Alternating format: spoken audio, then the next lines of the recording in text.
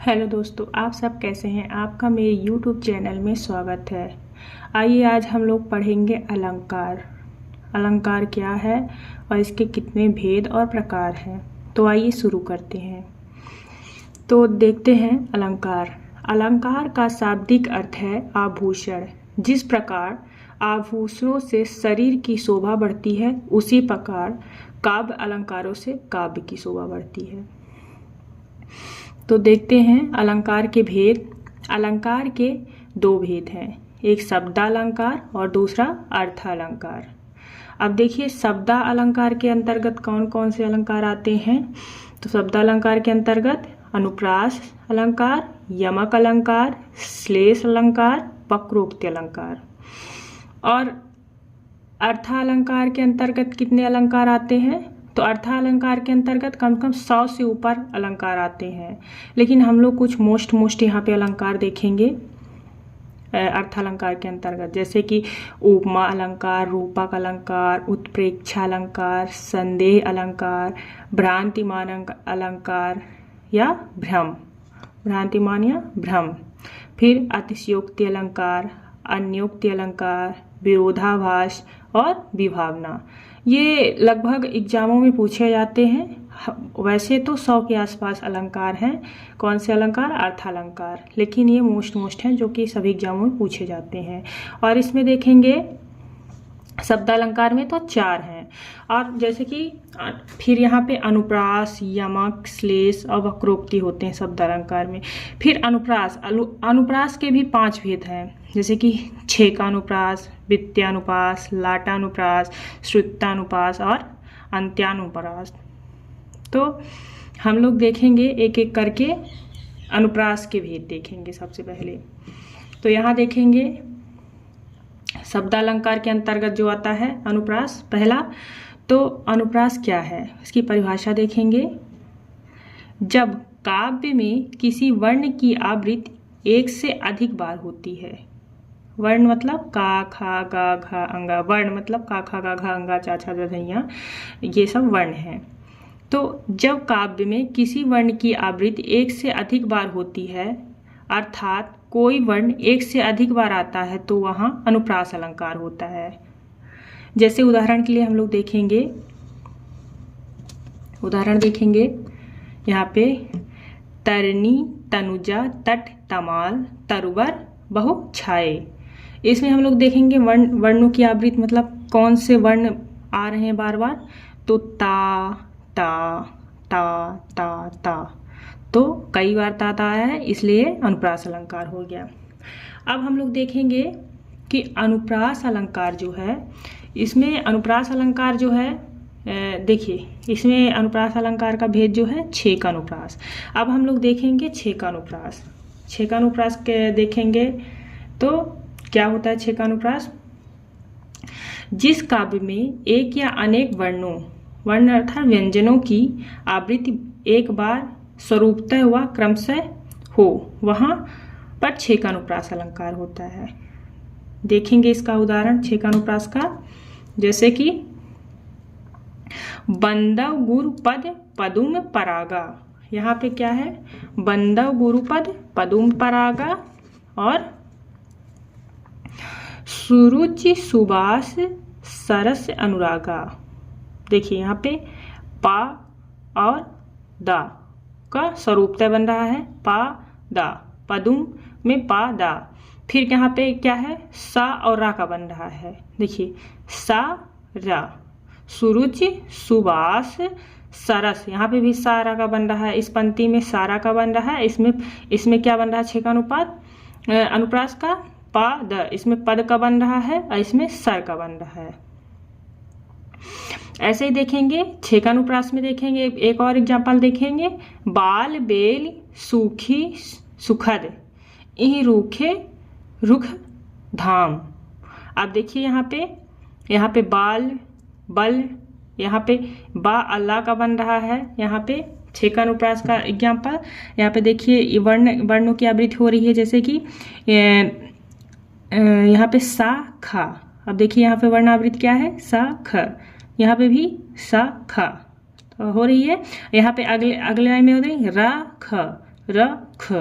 तो क्या हो रही है यहाँ पे वर्णों की आवृत्ति हो रही है, वहां क्या होगा, छेकानुप्रास होगा। अगला अनुप्रास है वृत्त्यानुप्रास। जहां एक वर्ण की आवृत्ति अनेक बार होती है वहां क्या होता है, वृत्त्यानुप्रास होता है। आइए उदाहरण के माध्यम से देखते हैं। चारु चंद्र की चंचल किरणें खेल रही हैं जलथल में। अब यहाँ पे कैसे वृत्त्यानुप्रास होगा, अब देखिए चा वर्ण की आवृत्ति बार बार हो रही है, जैसे कि चारु में चा है, चंद्र में चा, फिर चंचल में चा, तो यहाँ पे चा वर्ण की आवृत्ति कई बार हो रही है, इसलिए यहाँ पर वृत्त्यानुप्रास हो जाएगा। ऐसे एक और उदाहरण हम लोग देखेंगे। तरनी तनुजा तट तमाल तरुवर बहु छाए। इसमें ता वर्ण की आवृत्ति कई बार हो रही है, जैसे कि तरनी में ता, तनुजा में ता, तट में ता और तमाल में ता, तरुवर में ता। तो क्या हो जाएगा, यहाँ पे वृत्त्यानुप्रास हो जाएगा। अगला हम लोग देखेंगे श्रुत्यानुप्रास। श्रुत्यानुप्रास में देखेंगे जब कंठ, ताल, दंत आदि एक ही स्थान से उच्चारित होने वाले वर्णों की आवृत्ति हो वहां श्रुत्यानुप्रास होता है।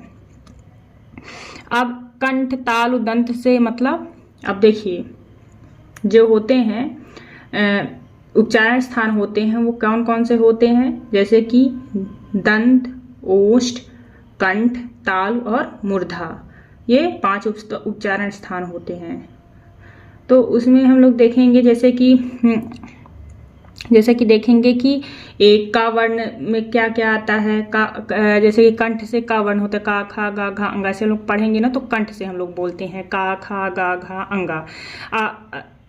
जैसे दंत से क्या बोलते हैं, ता था दा धा बोलते हैं ना, तो दंत में क्या आता है, ता था दा धा। तो कैसे हम लोग बोलते हैं, दांत से बोलते हैं। तालु से क्या बोलते हैं, ताल से चा छा जा झा बोलते हैं ना, ताल वर्ण ऐसे ही होते हैं। तो वर्णों की आवृत्त हो वहां श्रुत्यानुप्रास होता है। जैसे कि तुलसीदास सीतद निष्दिन देखत तुम्हारी निठुराई। अब इसमें देखेंगे ता के बाद ता वर्ण के सभी अक्षर क्या इसमें आ रहे हैं, उनकी आवृत्ति हो रही है। जैसे कि ता के बाद था होता है, था की नहीं हो रही कहीं। फिर दा, देखिए दा की हो रही है। फिर धा, ता था दा धा ना, देखिए ना की हो रही। तो ता, दा और ना की आवृत्ति बार बार हो रही है, इसलिए इसको श्रुत्यानुप्रास बोलेंगे। अगला अनुप्रास हम लोग देखेंगे लाटानुप्रास। लाटानुप्रास जहां एकार्थक शब्द की आवृत्ति हो परंतु अर्थ भिन्न हो जाए वहां लाटानुप्रास हो जाता है। जैसे अब यहाँ पे देखेंगे पूत सपूत तो क्यों धन संचय, पूत कपूत तो क्यों धन संचय। इसमें क्या हो जाएगा, लाटानुप्रास हो जाएगा। अब अगला अलंकार हम लोग देखेंगे यमक अलंकार। अभी तक हम लोग देखे थे अनुप्रास अलंकार। अनुप्रास अलंकार देखे थे किसका, शब्द अलंकार के भेद में अनुप्रास अलंकार ये सब 5 अनुप्रास देख लिए। फिर उसके बाद देखेंगे यमक अलंकार, ये शब्द अलंकार का भेद है यमक अलंकार। यमक अलंकार को हम लोग देखेंगे। अगला अलंकार हम लोग देखेंगे यमक अलंकार। यमक अलंकार को आइए हम देखते हैं। जहां पर एक ही शब्द बार बार आए और उसका अर्थ भिन्न भिन्न हो वहां पर यमक अलंकार होता है। अब यमक अलंकार को देखेंगे, एग्जाम्पल देखेंगे, यहाँ पे दिया हुआ है। देखिए सपना सपना समझकर भूल न जाना। यहाँ पे सपना, एक सपने का अर्थ है किसी का नाम और दूसरे का अर्थ है स्वप्न, यानी कि सपना समझकर भूल न जाना। अगला एग्जाम्पल है कनक कनकते सौगुनी मादकता अधिकाय वा खाए बौराय जग या पाए बौराय। देखिए यहाँ पे 2 कनक हैं। देखिए एक कनक का मतलब है धतूरा और दूसरे कनक का मतलब है सोना। एक को खाने से इंसान बौरा जाता है और दूसरे को पाने के बाद बौरा जाता है। इसीलिए बोला गया है कि ये उदाहरण ये यमक अलंकार में है, याद रखेंगे। ये कई बार आ भी चुका है और आता ही रहेगा कई एग्जामों में। अगला अलंकार है श्लेष अलंकार। यमक के बाद कौन सा शब्द अलंकार का भेद है? श्लेष अलंकार। जब पंक्ति में एक ही शब्द के अनेक अर्थ होते हैं तब वहां पर श्लेष अलंकार होता है। श्लेष अलंकार अर्थात चिपका हुआ। श्लेष का अर्थ क्या होता है? चिपका हुआ। इसका एग्जाम्पल देखेंगे। रहीमन पानी राखिए, बिन पानी सब सून, पानी गए न उबरे, मोती मानुष चून। अर्थात यहाँ पे देखिए, पानी का अर्थ यहाँ पे दूसरा है, इस पानी का अर्थ दूसरा है, इस पानी का अर्थ दूसरा है। तो यहाँ पे बताया गया है कि देखिए यहाँ पे मोती मानुष चून। मोती का अर्थ यहाँ पे है चमक, और मानुष का अर्थ है प्रतिष्ठा, और चून का अर्थ है जल। तो यहाँ पे तीनों पानी का अर्थ मोती और मानुष चून, यानी कि चमक, प्रतिष्ठा और जल क्या है? यहाँ पे इससे चिपके हुए अर्थ हैं। यहाँ पर अगला अलंकार है वक्रोक्ति अलंकार। जहाँ बात एक आशय से कही जाए और सुनने वाला उससे भिन्न दूसरा अर्थ लगा ले, वहाँ पर वक्रोक्ति अलंकार होता है। अब देखिए इसका एग्जाम्पल देखते हैं। को तुम इत आए कहाँ। देखिए ये घनश्याम अर्थात कृष्ण भगवान की बात हो रही है। यहाँ पे राधा ये बोलती हैं, को तुम इत आए कहाँ, और घनश्याम हव तो कितहु बरसो। अर्थात यहाँ पे जहाँ पे श्री कृष्ण बोलते हैं कि मैं घनश्याम हूँ राधा से, तो राधा बोलती है कि यहाँ पर राधा बोलती है कि तुम अगर घनश्याम हो अर्थात बादल हो, तो तुम यहाँ कहाँ आए हो, यहाँ कहाँ बरसोगे, कहीं और जाके बरसो। तो यहाँ पे दोस्तों ये अर्थालंकार अब चालू होगा। शब्दालंकार खत्म हो चुका है।